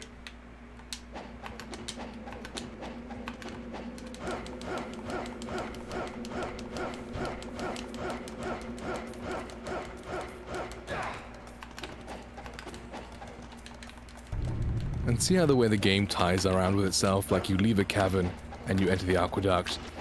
And it's just really cool how the game just ties all the areas together in this way.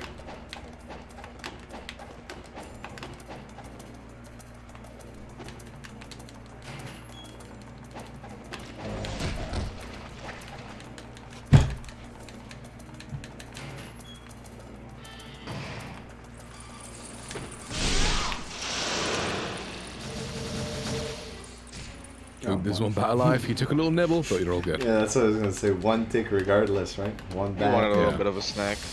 Yeah. A little bit hungry One there. bat on its own, not an issue. 15 bats at the same time on you? Yeah, that's an issue. Probably the most scary thing in this game, in my opinion. Yeah. A group of bats? Because say like one bat will bite you like once every second. But 15 bats, well, that's 15 bites a second. Yeah. And there's no cooldown or iframes or like stun or anything from those. You just drain your health and you die. So these enemies here probably have the most HP in the game out of any enemy. They do. And you kill all three of these and they give you a talisman for free.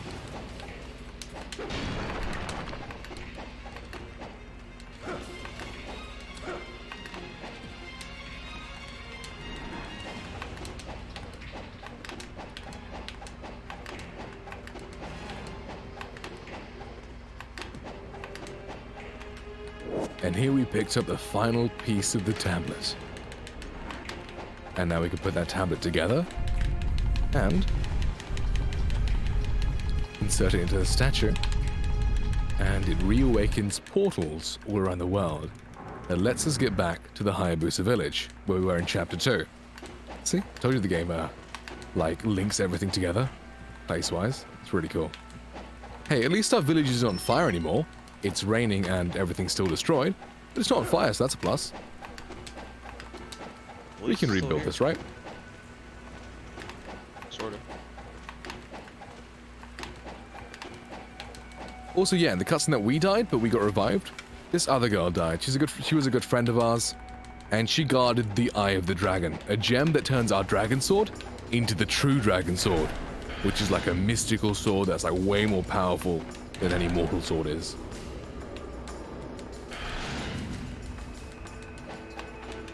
So now our sword glows and does loads more damage in this new combo, so that's pretty cool. And hey, now we have quite possibly the most difficult boss in this game. Remember Alma from earlier? She's back. And she evolved like a Pokemon. As you can see, she's now a bug type. And she can be a real pain if she wants to be. Strategy's kind of similar, you knock her down and then do attacks to her. But it's much harder to knock her down if she's got new attacks that do a lot of damage. And she's got a lot of armor. Like she just straight rejects a lot of attacks you do. We've got the Gleaming Blade. It's on the side. So I mentioned that before. This with the fake dragon sword, but now you can actually have the real dragon sword. Exactly, we have the true dragon sword now. And there we go. Alma is dead.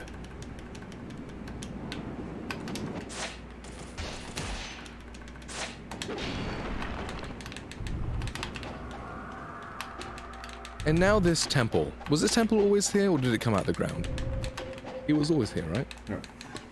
I think so. It's after that Yeah. it comes out of the ground. Ah, okay. But yeah, here we move tablets around. We move the water tablet into the water slot, and then these little bugs spawn. We call them pill bugs, and we just use Inazuma just to clear the room really, really quick. Perfect example of fall damage, which is pretty good for beat carry. Exactly.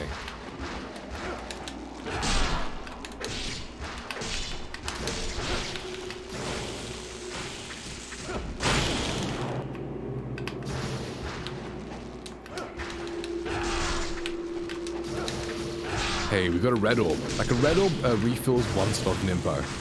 And there's another one. So ideally in a speedrun, you want to get as many of those as possible.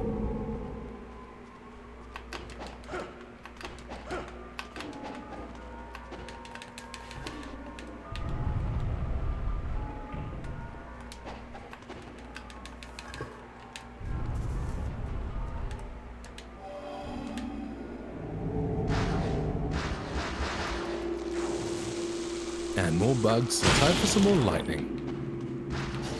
Hey, another red orb. Let's go. That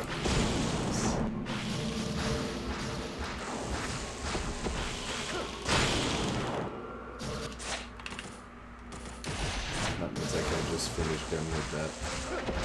Exactly. Since we were so lucky with the red orb refills, we can just continue to use Inazuma to get through these guys. And don't have to worry about doing other attacks, so it's much quicker.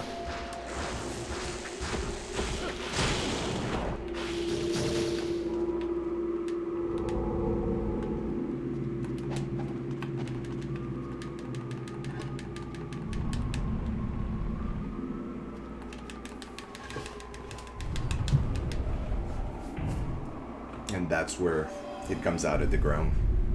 Yeah. So you move all the tablets into the right place and it rises out of the ground. I wonder what kind of mystical architecture they put here, but it's pretty cool.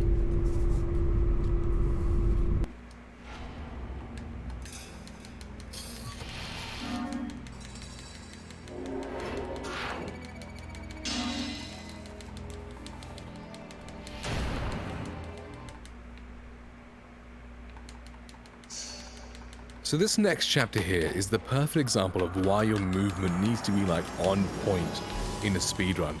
Because the majority of this chapter is spent inside a labyrinth, where you're getting chased by enemies that your movement needs to be so precise to avoid, that you'll see in a second how precise you need to be.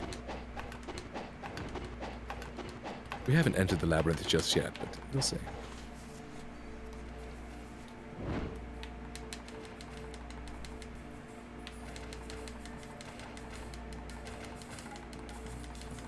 This is Doku, by the way, back as a spirit. That's called now Spirit Doku.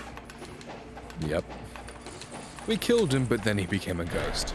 And now he's even bigger, and he's got an even bigger sword. So that's great. And hey, we've entered the Fiend Underworld for the first time now. This is kind of like guarded by this greater fiend called Marbus, the Lord of the Underworld. And yeah, right now he's just kind of throwing little challenges at us, seeing how well we can deal with these little imps. Like he's just playing with us, really. But he's nice, he gives us the key to the labyrinth.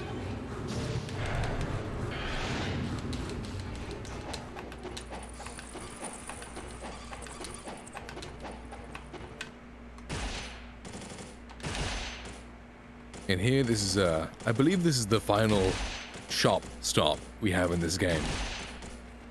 And here we're just making sure that everything is full and everything we need is what we got. Then right there he picked up the Armor of Sun, which just gives a 6% damage increase to, I think, everything. Yeah. So even though 6% doesn't really sound like much, it's very useful because like some enemies would take 4 hits to kill normally, now take 3. Because that 6% made up that little damage boost that you needed. So it's very useful in theory. So here we have Ghostfish, my absolute favorite enemy. These guys will grab you and bite you and damage you a lot if you slip up. So your movement needs to be so precise in this labyrinth, it's insane. If these guys weren't here, you could casually roll jump through the whole thing and be perfectly fine. However, you gotta do on-landing jumps, like we talked about a slight bit of invulnerability. On-landing jumps is the way to avoid these guys. You can also jump and press X like he did just there, and that kills the Ghostfish around him. but that is way slower than on-landing jumps, so in a speedrun it's not recommended, unless you're in a tight spot.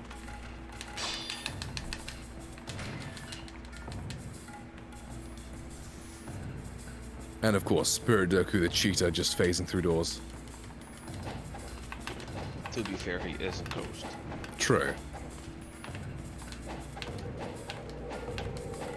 And more Ghostfish.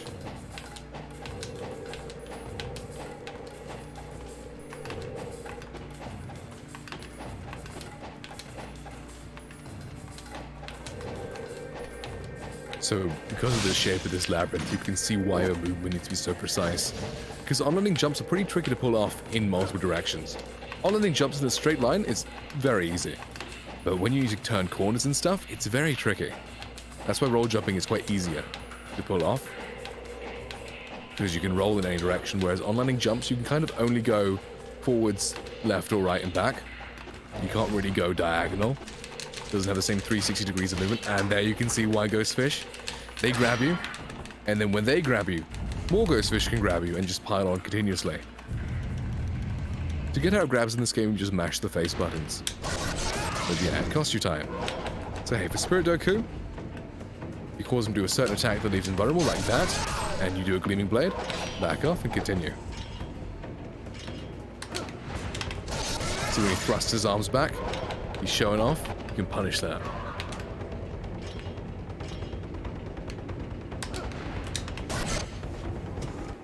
And that's Spirit Doku done and dusted.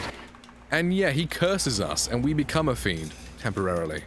But hey, Ryu's willpower is just so strong, he resists it, and all that really happens is that he turns blue. That's the only effect that he has. Because he's got that good will that resists the fiend change. And now for the longest chapter in this game, the core. The lot in this chapter. You start off right in the middle of a Ghostfish arena, but hey, just on-landing your jumps the way through that and you're all good.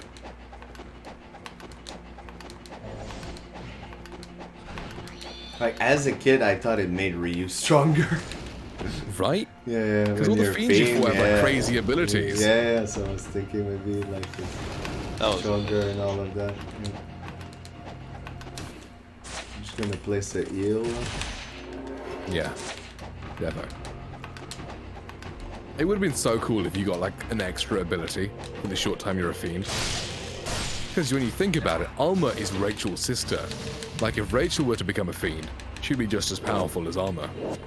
There's actually two bosses on the higher difficulties, called Nike and Ishtaros, and they're kind of like ancestors to like Rachel and Alma. So Nike is like an ancestor version of Alma, and Ishtaros is kind of like what Rachel would be like as a fiend. So we can kind of see that if Rachel turned a fiend, she'd be a bit like Ishtaros, who's very powerful. But Ryu, when he becomes a fiend, he's just the same. And Ishtaros is the fiend of creation also, just to be pointed out. Fiend of creation. Yeah, it says in the book of Vigor inside the archive. Tells about the story a little bit of them. So yeah, this tower, which is also upside down if you may have noticed, we're on a bridge that the whole place turned upside down. I get the Emperor probably put some like pretty strong gravity in. He may have spent a lot of money on this tower. Don't know exactly why he decided to make it upside down, maybe just for star points, but yeah. So in this tower, you basically clear the whole wave of enemies in this particular room, place a statue on the pedestal, which is the statue we've been picking up throughout the game, and that unlocks the door to the next room up. And then you just continue that for 4 floors. First floor is pretty simple, it's just red dinosaurs, and you just do Inazuma, and then also UTs. When you unlock the Dragon Sword, you get like the best UT in the game, which is like it launches you, and then you do several flying swallows through the enemy. And it's my favorite UT in the game. It's so stylish looking, and it does tons of damage.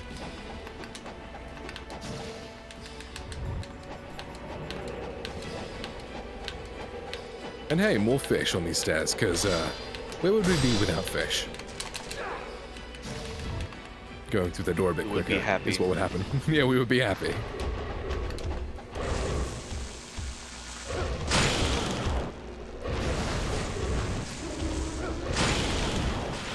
And hey, the second room is pretty similar to the oh, nice. We got like 3 red orbs right there. Yeah. Quality. Right, it's pretty similar. Just with alongside the red dinosaurs, they've got pill bugs. But hey, with Inazuma, pill bugs, they're no issue. Well, there was another one. There was so many red orbs there, damn. That just saved you 2 items. It's nice. Yeah. Nice That was floor. a good room. That was a good floor. And that was why this game is RNG. Yep. Sometimes it blesses you. You get very, very lucky.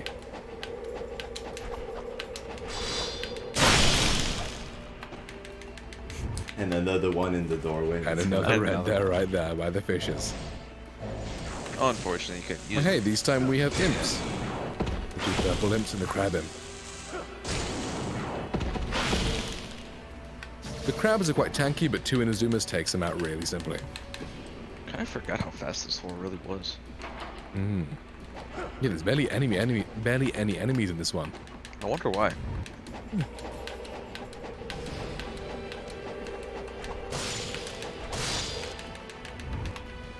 And this room has a kind of caveat, because you just have these black crab fiends. But these guys can go underground, and if they go underground, they can try to grab you. And if they grab you, they drag you down to the floor below, and you have to repeat the climb up here. And any enemies you kill here will have been respawned by the time you get back. So you lose a lot of progress in time, and it's very, very frustrating when it happens. But luckily, when you're doing Inazuma or any type of Nimpo, except for Fire Wheels, you're completely invulnerable, so you don't have to worry about that as long as your timing's pretty good with that. And that's the final floor of this tower. And now what we've got is the Marbus Gauntlet. Remember Marbus, the Lord of the Underworld Fiend? Yeah, he's got a little gauntlet, where he's kind of like a Roman emperor, and this is his arena, which is what you're about to see. There he is, sitting up there, chilling, watching me fight. Watching us fight. So right now, we just Inazuma through these grunts, really quick, really simple, nice and easy. Dude's up there looking pretty bored. I was waiting Seems to like see if fine. they could drop one before I use my Elixir, because sometimes they do that. You use it, you refill, and then they just decide to drop one, and it's kind of wasted it. So Yeah, and now we have Hydrocubus for the 3rd time of this game. 3rd and final time. In the Underworld, it seems like he's got a lot more health, because we have the True Dragon Sword, and we do a lot less damage, but hey, no matter. He still dies just as fine. Did Marbus really think that this could do anything to us after what we've done to its previous iterations? Come on, dude. We killed him twice already.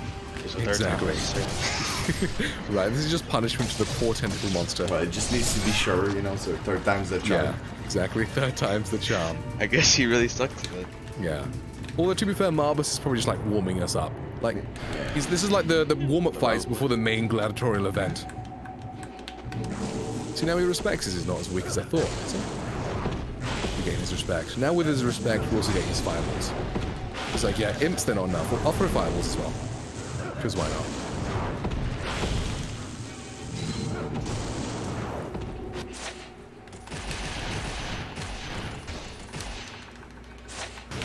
No, it's from the Luna for the next boss. Okay, now he's like, okay, fine. How'd you like this? I'm gonna throw this guy at you now. Yochin Frown again. A good snow buddy. Ooh, he was quick this time. A lot of the time he just stays still for a long time. So he's like he's just kind of like waking up or something. Hey, you can see the good might of the Luna's launch string as you avoid the grabs and punches there. Probably just thinking about, man, I really gotta fight this dude again. Yeah, right? It's like, oh man, I was dead. Couldn't I just stay dead after I just fight this guy and die again? Come on. Marbus. I was enjoying the Underworld, come on. And now he's going back. Well, that lasted. Yep. And now Marbus is like, okay, this is a true challenger, and fights us like a proper gladiator one-on-one. So this guy can be a real pain and cost us a lot of time if he wants to. There he's spawning a minion, no problem. He's doing that. Yeah. Let's see. Okay, he did the right thing. Nice. So if he does that move, we hit him with Inazuma, and he gets stunned. And we can just loop him with these combo. And as you can see, we're constantly wailing on him with hits right here. And we're doing very little damage. So fighting this guy without this little trick takes so long. As you can see how slowly his health bar is draining. And this is with continuous hits being done. And there we go, 2 Gleaming Blades to finish it off. He almost grabbed us, because if you let go of that combo, then he'll recover and be able to grab you. But yeah, Gleaming Blade actually has full grab immunity. You can't be grabbed when you're Gleaming Blading. Yep. Kinda got nervous for a second. Yeah, I saw him like reach for the grab, and you got the Gleaming Blade just in time, and it was solid. And that is the Marbus Gauntlet done and dusted.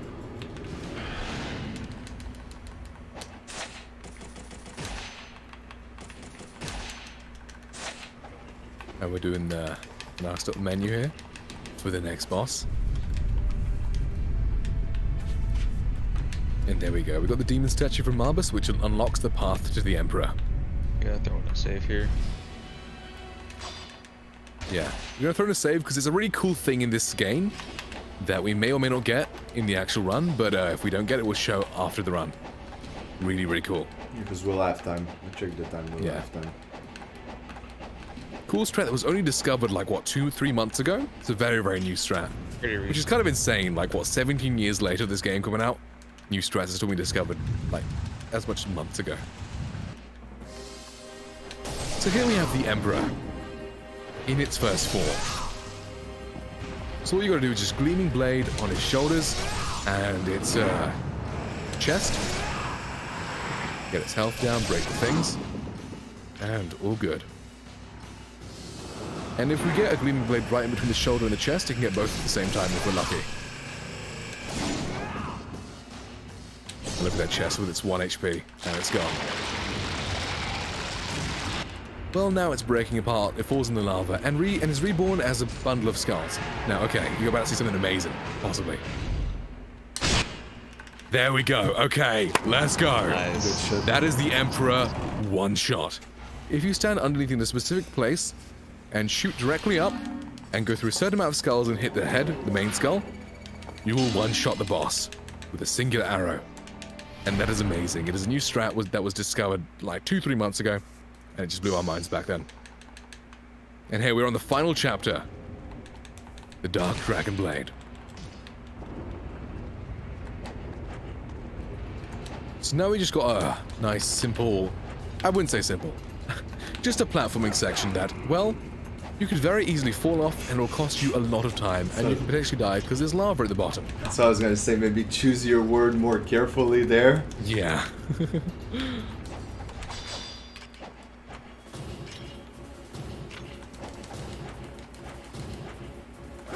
Here's a skip that looks really easy, but it's very tricky to pull off. There, because if you just mistime it the slightest bit with your jumps, you will fall straight into the lava. But there we go, we got it. Nice and solid.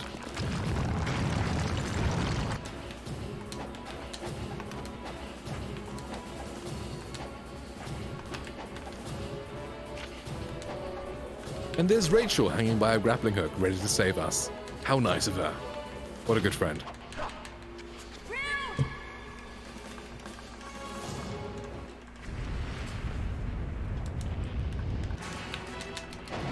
And here's the final boss. Remember Mirai, our uncle from the start of the game? He was actually the main villain all along.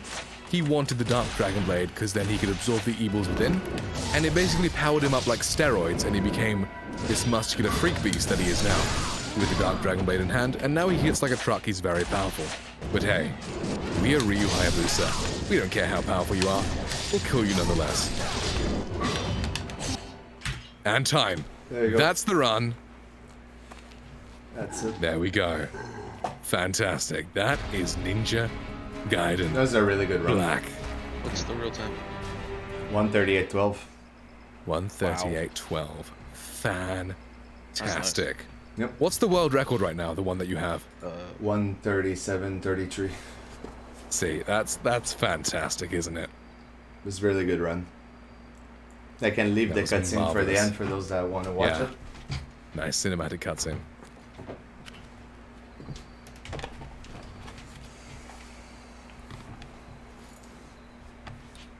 I hope people enjoyed it. Hope people enjoyed the run.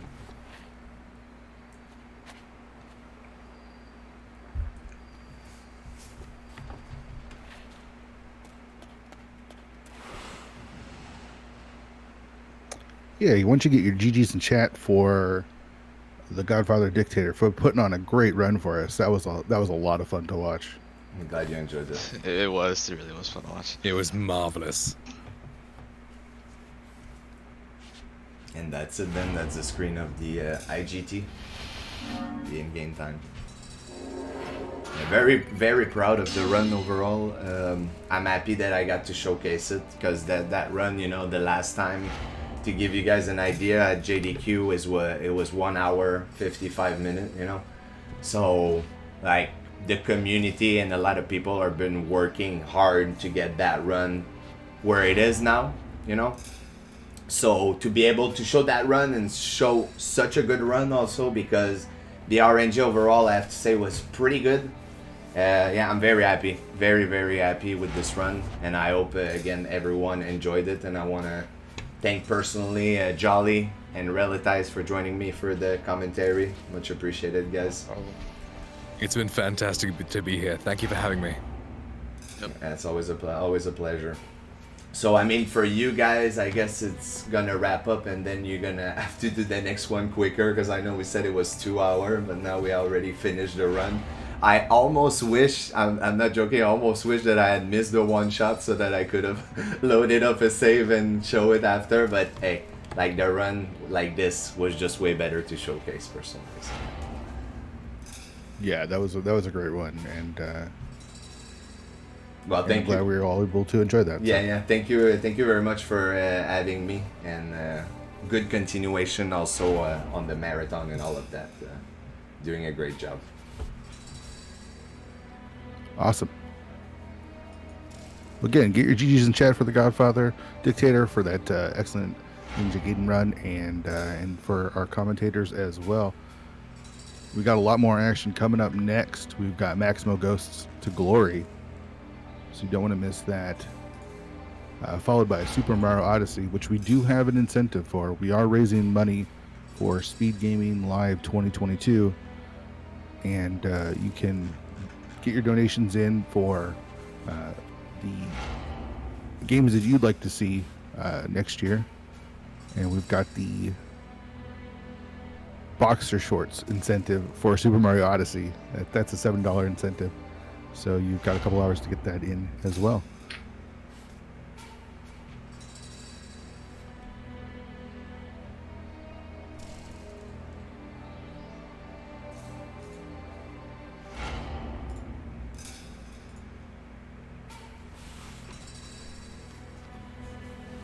Yeah, thank you everyone for the GGs, by the way, in the chat, because I was concentrating on that run the entire time. You know, I did not really check the chat. So And yeah, thank you. thank you guys so much for being here. I know Ninja Gaiden Black is quite a, I guess you could say underrated, under-known game. Well, Like, it's not a very popular game, niche. but It's not Kinda a known niche. game. very niche, yeah. Yep, yep. Like, it's so great to have so many people here watching this run. Yep. What to say, 168 people right now? That's fantastic. And I'm gonna say one thing too. If anyone at some point is interested in running that game, you know, we have a very tight community over here, and like you can always come directly and ask for help on my channel. I'll gladly help anyone that wants to run this game, because honestly, it's one of the best run like ever in my opinion. It's such a dynamic run, and that's why I think it's just so great, you know. And this game is different from most other games that are common, like for the older kind of games, like, you know, Zelda stuff. Exactly right. Like, there's so many speedruns where it's really just muscle memory. Like, most things in the game will go, well, pretty smoothly, and there's not much variation. Whereas in this game, there's quite a lot of RNG. Like, no two fights will ever really be the same, because all enemies behave differently each time you play, and they fight slightly differently, they'll be in a different place, different position, all that kind of stuff that really makes this game very interesting in a speedrun. Because you constantly have to improvise and react to the way that the enemies are, the bosses are, the patterns you get, all that kind of stuff, and it's really fantastic. Thank you, Pat, by the way, in the chat. I noticed that. Thank you, bud.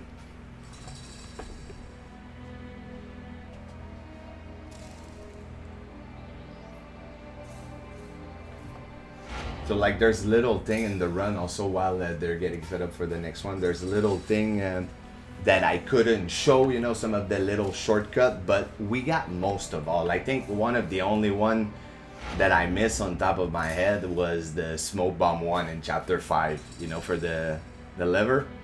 That's about the only thing I think I missed, because the rest, and I mean I missed the skip couple of time early chapter 12, and I think that's what that's what cost me. Technically I think I could have maybe even done under 38 if I didn't mess that up, because I messed that up twice, and I think again that's me being a little tired at that time of the night. Usually I would have been asleep like 2 hours ago, so yeah. Yeah, it was in chapter 12, the beginning, and also your Masakado was a bit rough. Yeah. And cost you quite a lot of time. Yeah. I feel like there was 20 seconds on Masakado and about like 15-20 seconds on there. Yep. That could have been such a legendary run. Yep.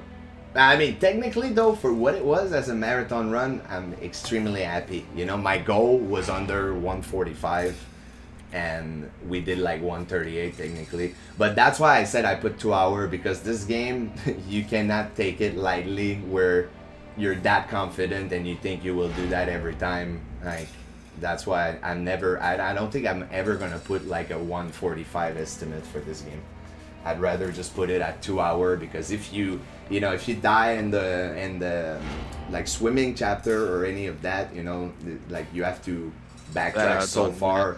Yeah, exactly. That adds so far that it just kills the entire run. So doing it like that to me is just safer, to make sure that I respect the time in the schedule, in the sense that I didn't want to go over, you know, the estimate time. Yeah, you actually got us right back on schedule. Outperforming well, there you go. The time there. It was again an excellent run. No, well, that's perfect. Because I did notice it was falling a little behind, you know. So I was thinking maybe who knows, maybe if I do a good run, can get back on the schedule.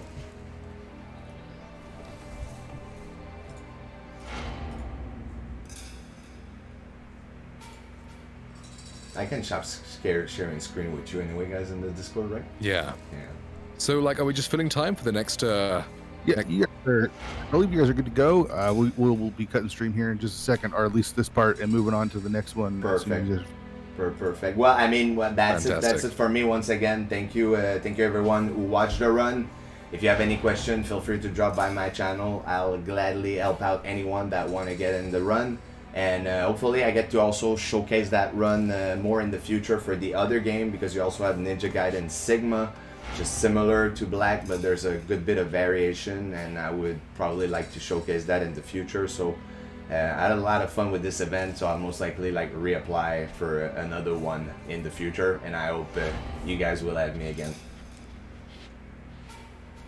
Yeah, definitely. That was great. If you want to do a wrap up, if you want to do a wrap up or something. Like Of course. Thank you guys all so much for being here. Make sure to go follow TGD, because he's the best speedrunner out there for Ninja Gaiden Black and Sigma and all them. Best Ninja Gaiden speedrunner out there, right? It's been so fantastic being here at this event. It's been absolutely amazing. I know it's really late for me. It's 6 in the morning, and it's been really late for a lot of people in the audience as well. So I'm really glad that you guys stayed up to hang out with us and watch this fantastic run. Thank you guys so much. It's been marvelous.